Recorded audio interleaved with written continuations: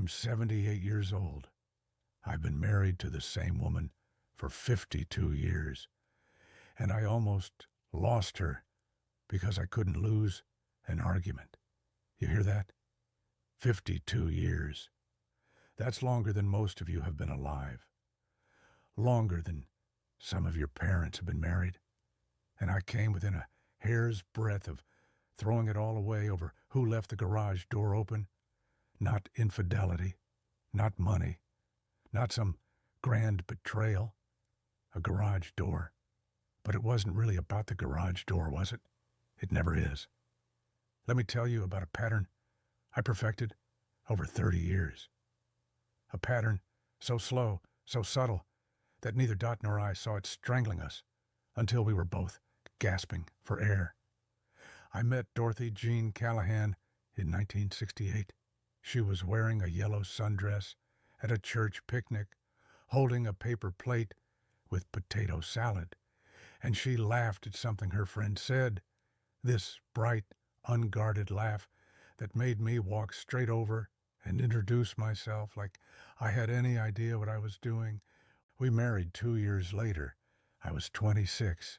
She was 24. We were stupid in love and smart enough to know it. The first decade was easy. Oh, we fought. Newlyweds always do. But our arguments had a rhythm. She'd get upset about something, I'd apologize or explain, we'd talk it through, and by bedtime we were fine. Sometimes better than fine. But somewhere in year 12, maybe 13, something shifted in me. I'd gone back to school, finished my master's degree in education, started teaching at the high school. I was good at it, really good. I could debate circles around my students, present arguments they couldn't refute, break down their logic until they saw my point. And I started bringing that home. It was so gradual. Dot would say, "You didn't take the trash out like you promised." And instead of just saying sorry and taking it out, I'd explain why. I'd been too busy grading papers. Why she could have reminded me. Why technically I'd said I'd do it later, not tonight. I'd win the argument. She'd go quiet. And I'd feel satisfied. You see where this is going. By year 25, every disagreement became a debate. Every conversation where we didn't agree became an opportunity for me to be right, to be the smartest person in the room, to correct her memory, to point out logical inconsistencies, to win. And I did win, every single time. Know what my prize was? A wife who stopped talking to me. Not silent treatment. That would have been easier to notice. No, Dot kept talking. About the weather. About the kids. About what she saw at the grocery store. Surface things. Safe things. But the deep conversations, the vulnerable moments, the times when she was hurt or scared or needed me to just listen, those disappeared. I didn't notice for years. Years. I was too busy being right. Let me tell you about my friend, Jack Morelli. Jack lived 3 houses down from us for 18 years. Good man. Worked as an accountant. Married to a woman named Susan, who made the best ziti you've ever tasted. Jack and I used to walk our dogs together every Saturday morning. He had this old beagle named Chester. I had our golden retriever, Murphy. One Saturday in 2004, I remember because it was right after the election, and we were arguing about politics. Jack stopped in the middle of the sidewalk and said, "Bob, can I ask you something personal?" I said, "Sure." He said, "Are you and Dot okay?" I was confused. "Yeah, why?" He looked uncomfortable, kicked at a crack in the sidewalk. Chester sniffed a fire hydrant. "It's just," Susan noticed that Dot doesn't really talk about you anymore like she talks about the kids, about her garden, about her book club. But when Susan asks how you two are doing, Dot just says, fine, and changes the subject. I laughed it off, told him we were fine. Married 24 years, no problems. But that conversation stuck in my head like a splinter. That night I tried to remember the last time Dot and I had really talked. Not logistics about whose turn it was to pick up our daughter from soccer practice. Not surface pleasantries about the weather. Really talked. I couldn't remember. I told myself I was being paranoid. We were fine. Married couples get comfortable. They don't need to have deep conversations every day, but Jack's words wouldn't leave me alone. 3 years later, Jack died of a heart attack while watching the Super Bowl. 56 years old. Gone in an instant. The funeral was packed. Susan stood by the casket in a black dress, accepting condolences, looking like someone had hollowed her out. After the service, I found her in the church basement, sitting alone with a cup of coffee. She wasn't drinking. I sat down next to her, didn't know what to say. She spoke first. He left me a letter in his desk drawer, wrote it 2 years ago after his father died. She pulled it from her purse. The envelope was worn, like she'd been carrying it around, taking it out, putting it back. He wrote about all the things he wished he'd said to his dad before he died, all the conversations they never had, because they were both too proud, too stubborn. She looked at me with red, swollen eyes. And then he wrote about us, about how we promised each other we'd never make that mistake. We'd never leave things unsaid. She handed me the letter. I shouldn't have read it, but she wanted me to. One line punched me in the chest. Susan and I fight sometimes, but we never fight to win. We fight to understand. Because the person across from you isn't your opponent. They're your partner. I went home that night and looked at Dot. Really looked at her. She was reading a book in bed, reading glasses perched on her nose, hair in a braid over one shoulder. Same woman I'd married 27 years earlier, but also different. Lines around her eyes, gray in her hair. A distance in her expression that hadn't been there before. I said, Dot, when's the last time we had a real conversation? She didn't look up from her book. We talk every day. No, I said. When's the last time we talked about something that mattered? She finally looked at me, and in her eyes I saw something that terrified me. Resignation. Bob, she said quietly, I stopped trying to have those conversations years ago, because every time I did, you turned it into a debate. You'd correct me, explain why my feelings were illogical, tell me why I was remembering things wrong. So I stopped. I felt like the floor had disappeared. Why didn't you say something? She smiled. It was the saddest smile I've ever seen. I did, 100 times. You just won all those arguments too. We sat in silence. The clock on the nightstand ticked. A dog barked somewhere down the street. Are we okay? I finally asked. She closed her book, set it on the nightstand, took off her glasses. Honestly, I don't know anymore. I love you, but I don't like talking to you. And I don't know if I can spend the next 20 years living with someone I can't talk to. That was 2007, 19 years ago.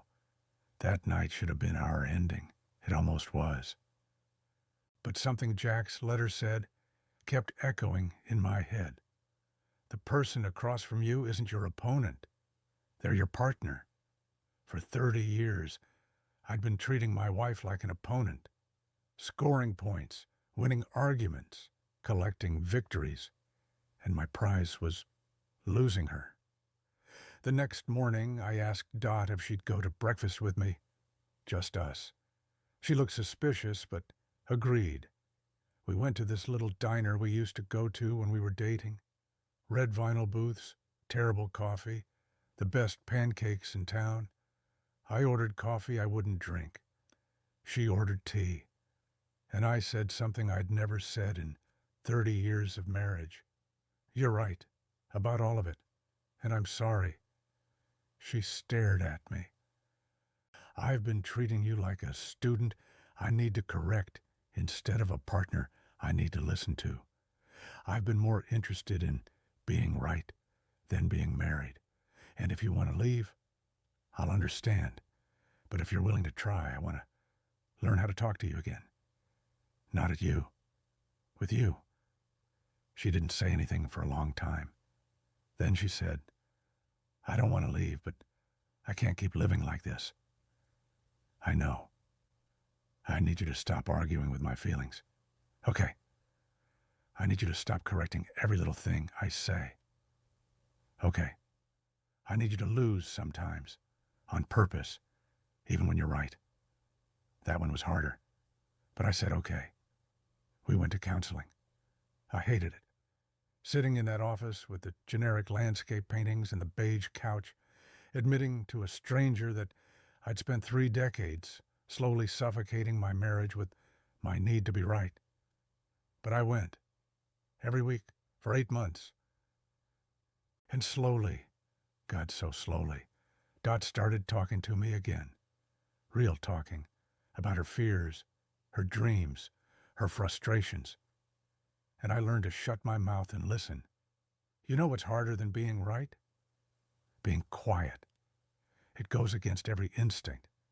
Someone says something you know is factually incorrect, and every fiber of your being wants to correct them. But here's what I learned. Sometimes being factually correct matters less than being emotionally present. Dot would tell me about her day, get a detail wrong, say something happened on Tuesday when it was actually Wednesday.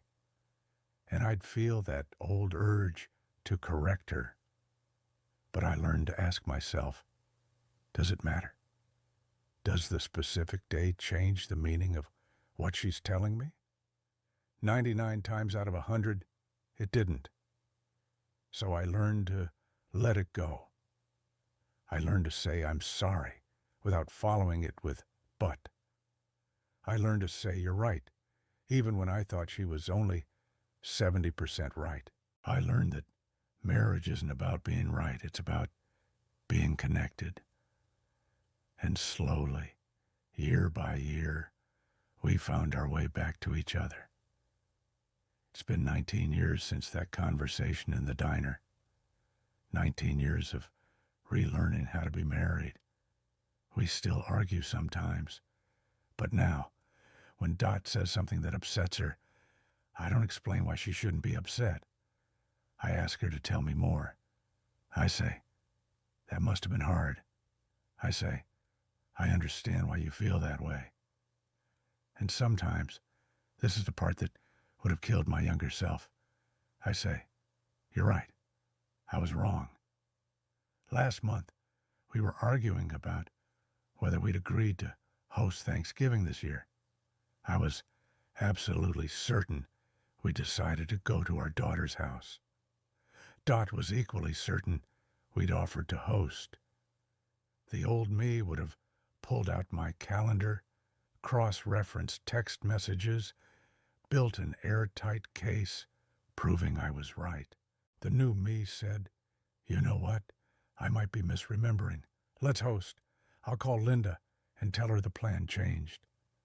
Dot looked at me funny. Are you sure? I'm sure.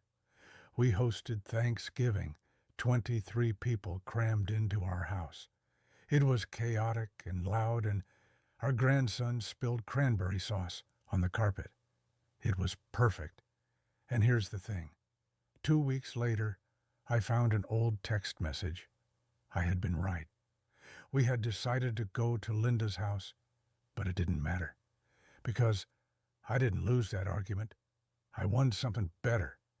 I won another Thanksgiving with my wife in a marriage that almost ended because I couldn't stand to lose. You want to know the secret to a long marriage? It's not compatibility. It's not great communication. It's not never fighting. It's learning that the person you married isn't your opponent. They're not someone to defeat. They're not someone who needs to be corrected. They're not someone you need to outsmart. They're your partner, your teammate, the person who agreed to do life with you until one of you dies. And if you treat them like an opponent, eventually they'll stop playing the game. Here's what I wish I'd known at 26. Every argument has a winner and a loser. But in marriage, if someone loses, you both lose. Stop fighting to win. Fight to understand. Stop needing to be right. Start needing to be connected. Stop correcting. Start listening. Because I'm 78 years old. I've been married 52 years. And I almost lost all of it because I couldn't lose an argument. Don't be me. Or at least, don't be the me I was for 30 years. Be the me I am now. The one who learned that being married to someone you can talk to is worth more than being right 1,000 times. Dot's in the kitchen right now, making dinner. In a minute, I'll go in there and ask her about her day. And she'll tell me. And I'll listen. Really listen. And if she says something happened on Tuesday, when it happened on Wednesday, I won't say a damn word, because I learned my lesson. I just wish it hadn't taken 30 years.